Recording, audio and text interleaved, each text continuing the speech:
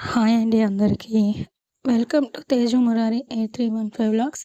ఈ వీడియోలో నేను చికెన్ పెప్పర్ ఫ్రై అనేది ఎలా తయారు చేసుకోవాలో చూపిస్తున్నాను. చాలా సింపుల్‌గా ఉంటుంది. చాలా ఘాటుగా గొంతు బాలేనప్పుడు, జలుబు చేసినప్పుడు మనకి చాలా బాగా అనిపిస్తుందండి ఈ పెప్పర్ ఫ్రై అనేది తీసుకుంటే. దీనికోసం నేను ఒక 250 గ్రామ్స్ చికెన్ తీసుకున్నాను. మసాలా కోసం కొద్దిగా ఒక స్పూన్ అంత మిరియాలు, కొంచెం సోంపు, ఒక అనాస పువ్వు, 2 యాలకులు, కొంచెం షాజీరా, 2 లవంగాలు, కొద్దిగా గసగసాలు, ఒక దాల్చిన చెక్క, ఒక మరాఠీ మొగ్గ, 1 ½ స్పూన్ అంత ధనియాలు, ఒక హాఫ్ స్పూన్ అంత జీలకర్ర తీసుకున్నాను. పావు కిలోనే కాబట్టి ఈ మసాలాలు సరిపోతాయండి. ఇవన్నీ మనం ఫస్ట్ ఫ్రై చేసుకోవాలి. ఆనియన్స్ కొద్దిగా కట్ చేసి తీసుకున్నాను. ఒక 1 ½ పచ్చిమిర్చి కట్ చేసి తీసుకున్నాను. కొంచెం కొత్తిమీర సన్నగా తరుక్కున్నాను. ప్యాన్ పెట్టి హీట్ చేసుకున్న తర్వాత మనం మసాలాలన్నీ వేసేసి కాసేపు బాగా ఫ్రై చేసుకోవాలండి. లో ఫ్లేమ్‌లో పెట్టుకొని మంట ఫ్రై చేయాలి. ఎందుకంటే గసగసాలు అవి త్వరగా మాడిపోతాయి.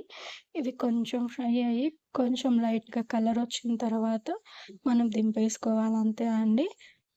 ఒకటి గుర్తుపెట్టుకోండి, మసాలాలన్నీ ఫ్రై అయ్యేంత వరకు మనం మంట మాత్రం తక్కువగానే పెట్టుకోవాలండి.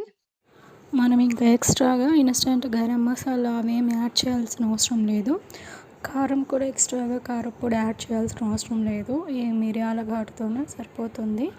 లేదు ఇంకొంచెం ఘాటు కావాలనుకునే వాళ్ళు మిరియాలు ఇంకా కొద్దిగా యాడ్ చేసుకోవచ్చు. ఇవన్నీ ఫ్రై అవుతున్నప్పుడు వచ్చే స్మెల్ అసలు ఎంత అరోమాటిక్‌గా సూపర్బ్‌గా ఉంటుందో అండి.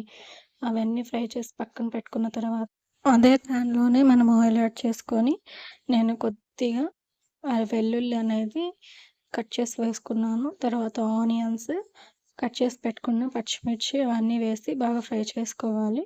దాంట్లోనే కొద్దిగా ఒక హాఫ్ స్పూన్ అంత అల్లం వెల్లుల్లి పేస్ట్ వేసి పచ్చివాసన పోయే వరకు బాగా ఫ్రై చేస్తూ కలుపుతూ చేసుకోవాలండి. ఇవన్నీ బాగా ఫ్రై అయిన తర్వాత ఇందులోనే సాల్ట్ మన టేస్ట్‌కి తగ్గట్టుగా యాడ్ చేసుకోవాలి. ఆనియన్స్ ఇలా బాగా బ్రౌన్ కలర్ వచ్చేసేంత వరకు ఫ్రై చేసుకోండి. తర్వాత మనం చికెన్‌ని కడిగి పెట్టుకొని ఆ చికెన్‌ని యాడ్ చేసేసుకోవాలి. ఇవన్నీ మనం ఎన్ని వెరైటీస్ చేసుకున్నా నాటుకోడిలో వచ్చే ఫ్లేవర్ మాత్రం రావట్లేదండి. మా చిన్నప్పుడు బాగా కోళ్ళని పెంచేవాళ్ళు మా ఇంట్లో. సండే అయ్యిందంటే ఇంకా ఓన్లీ నాటుకోడి మాత్రమే తినేవాళ్ళము. ఫిష్ కావాలన్నా అలా ఒక వైపు మాకు ఏరుండేది. ఇంకొక వైపు వంక ఉండేది. ఫుల్ ఎప్పుడు చూసినా వాటర్ ఉండేటివి. ఎప్పుడు కావాలంటే అప్పుడు ఫిష్ కావాలన్నా పట్టుకొని తెచ్చుకునేవాళ్ళు. కోళ్ళు కూడా నాటుకోళ్ళే యూజ్ చేసేవాళ్ళు. ఇప్పుడైతే ఓన్లీ బ్రాయిలర్ కోడి పైన ఆధారపడాల్సి వస్తూ ఉంది.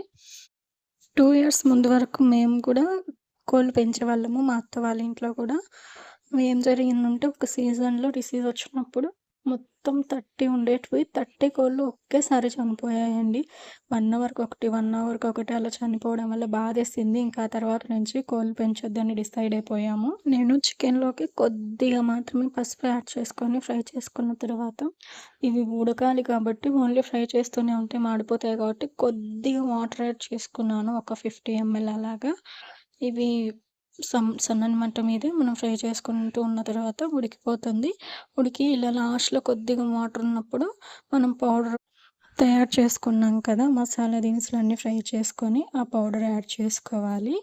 దాన్ని ఒక 4, 5 మినిట్స్ అలా కలుపుతూ ఫ్రై చేసేసుకుంటే మన ఘాటు స్పైసీ మిరియాల ఫ్రై అనేది రెడీ అయిపోతుందండి.